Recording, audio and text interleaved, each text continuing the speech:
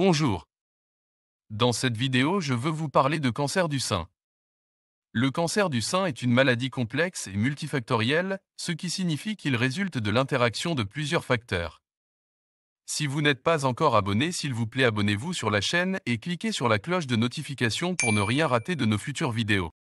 Son étiologie est donc attribuée à une combinaison de facteurs génétiques, hormonaux, environnementaux et comportementaux. Le facteur génétique. Certaines femmes peuvent avoir un risque accru de développer un cancer du sein en raison de mutations génétiques héréditaires, notamment les mutations des gènes BRCA1 et BRCA2. Ces mutations augmentent considérablement le risque de cancer du sein et d'autres cancers. Les hormones. Les hormones jouent un rôle crucial dans le développement du cancer du sein.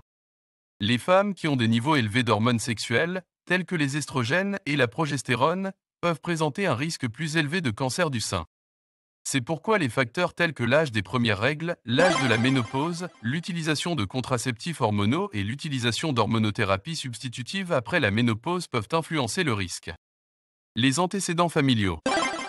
Avoir des antécédents familiaux de cancer du sein, en particulier chez des parents au premier degré, mère, sœur, fille, ayant eu la maladie, peut augmenter le risque de développer un cancer du sein. Les facteurs environnementaux. Certaines expositions environnementales peuvent être associées à un risque accru de cancer du sein. Ces facteurs comprennent l'exposition à des radiations ionisantes, certaines substances chimiques présentes dans l'environnement, une alimentation peu saine, une consommation excessive d'alcool et le tabagisme. Le style de vie. Des facteurs liés au mode de vie peuvent également influencer le risque de cancer du sein. Une mauvaise alimentation, le manque d'activité physique, l'obésité et la consommation excessive d'alcool sont tous associés à un risque accru de développer un cancer du sein. Reproduction. Certaines caractéristiques de la reproduction peuvent également affecter le risque de cancer du sein. Les femmes qui ont eu leur premier enfant à un âge plus avancé ou qui n'ont pas eu d'enfant du tout peuvent présenter un risque légèrement plus élevé. Il est important de noter que le cancer du sein est une maladie complexe et que de nombreux facteurs interagissent pour déterminer le risque individuel. Certaines femmes peuvent développer la maladie sans présenter de facteurs de risque connus, tandis que d'autres peuvent présenter plusieurs facteurs de risque sans développer la maladie. Si vous avez des préoccupations concernant le cancer du sein, il est essentiel de consulter un professionnel de la santé pour une évaluation et des conseils appropriés. Pouvez-vous nous dire comment le cancer du sein se développe-t-il ? Le développement du cancer du sein est un processus complexe qui se déroule généralement sur une longue période. Il implique plusieurs étapes qui conduisent à la transformation des cellules normales du sein en cellules cancéreuses.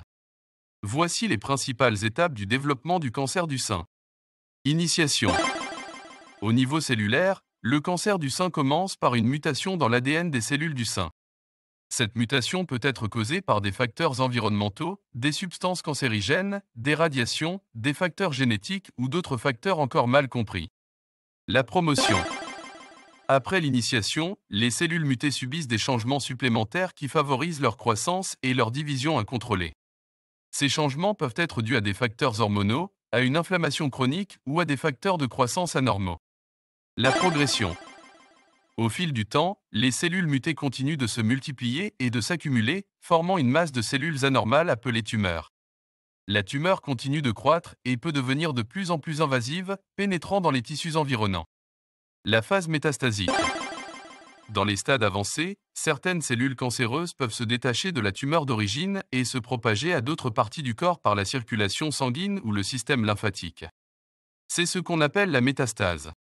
Les cellules cancéreuses peuvent former de nouvelles tumeurs dans des organes éloignés, ce qui complique considérablement le traitement et le pronostic. Le développement du cancer du sein est influencé par des facteurs de risque génétiques et environnementaux, tels que les antécédents familiaux, les hormones, l'âge, le mode de vie et les expositions environnementales. Cependant, il est important de noter que tous les cas de cancer du sein ne suivent pas exactement le même schéma de développement, et certaines femmes peuvent développer un cancer du sein sans présenter de facteurs de risque connus. Le dépistage précoce et la sensibilisation aux symptômes du cancer du sein sont essentiels pour un diagnostic précoce et un traitement efficace.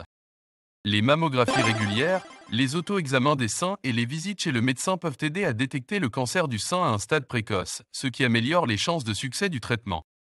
User. Y a-t-il des précautions à prendre pour éviter de développer cette maladie ? Bien sûr que oui.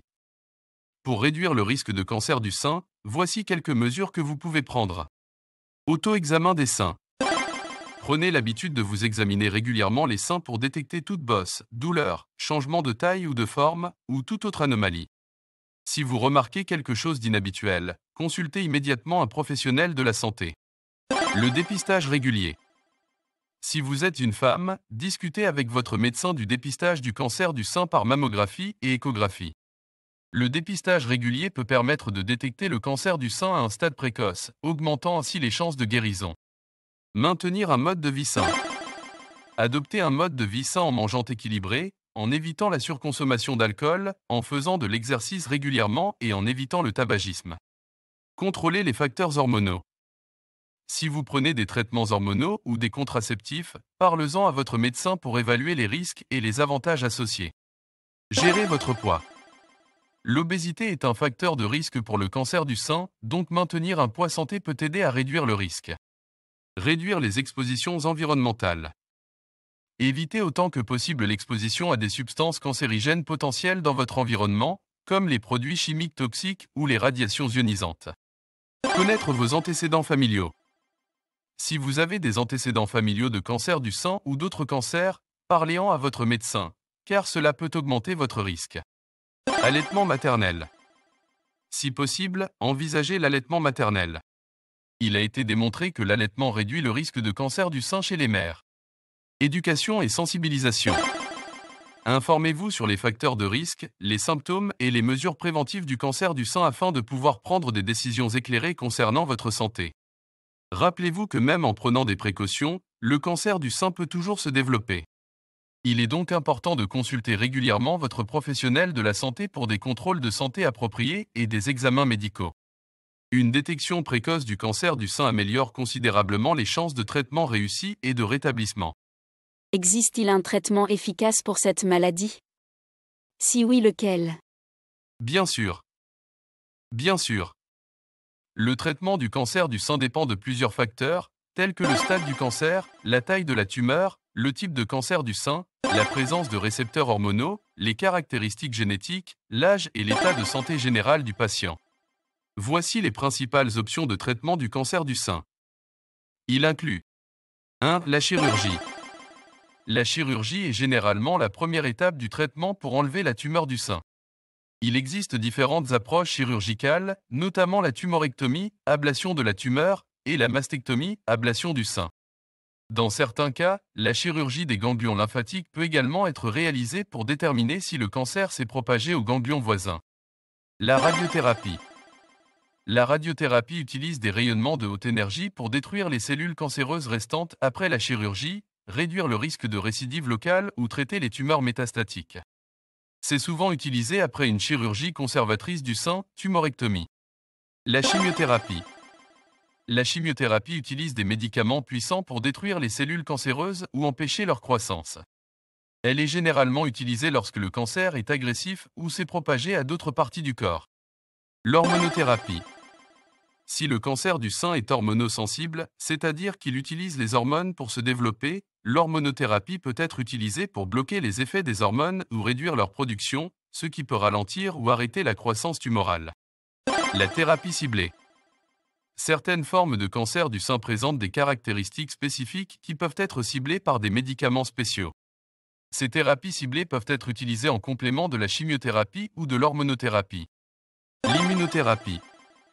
L'immunothérapie est une approche qui stimule le système immunitaire du patient pour l'aider à reconnaître et à combattre les cellules cancéreuses. La thérapie génique. Certaines recherches sur la thérapie génique sont en cours, ce qui pourrait permettre de cibler spécifiquement les gènes mutés responsables du cancer du sein. Le traitement du cancer du sein est souvent personnalisé pour chaque patient, et les médecins peuvent utiliser une combinaison de ces approches pour obtenir les meilleurs résultats. La prise en charge du cancer du sein implique également un suivi régulier et des soins de soutien pour gérer les effets secondaires et les problèmes liés au traitement. La décision sur le traitement optimal doit être prise en collaboration entre le patient et une équipe de professionnels de la santé spécialisés dans le traitement du cancer du sein. Merci si vous avez aimé cette vidéo, partagez-le avec vos proches et si vous n'êtes pas encore abonné, s'il vous plaît abonnez-vous à la chaîne et cliquez sur la cloche de notification pour ne rien rater de nos futures vidéos. Merci, la paix sur vous et la bonne santé.